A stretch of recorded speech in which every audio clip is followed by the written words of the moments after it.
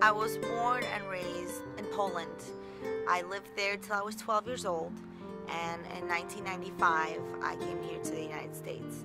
I came to a new country, a new culture, new language, new friends, and I felt very out of place. You know, just the people that I was hanging around with were, drug users, pot drinkers, and for me, it just escalated. I was diagnosed with hepatitis in 2001.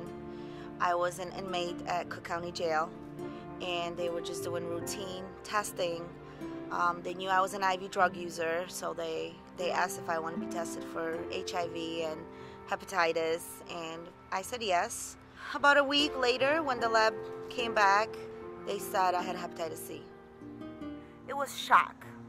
It was shock because I didn't know anything about it. I was scared. Again, my lack of education and information led me to believe I'm gonna die and there's no hope for me.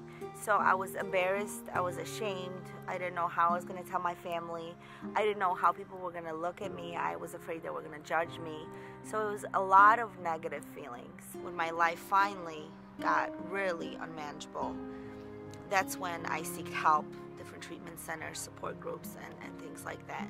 I'm really grateful that I found out when I was young, and I wasn't very serious about my life or my health at that time. But because I did find out so early, I was able to take some kind of precautions to not infect somebody else. I'm very grateful that, in my case and in my daughter's case, she was negative. I go to the doctor every 6 months. I educate myself on what I can do, what I can't do. One of the biggest things is don't drink alcohol and don't use drugs. And I believe that for me, that was the biggest benefit and what really helped me to stay at the health level that I am right now. Well, I'm officially a substance abuse counselor. The core job description that I have is providing therapeutic substance abuse services, education to Polish-speaking population.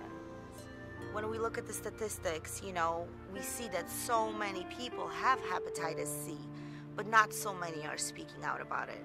So for me to do this today is a way of telling everybody that it's okay. You're not the only one. It's not the end of the world, and you can live a happy, healthy, clean life.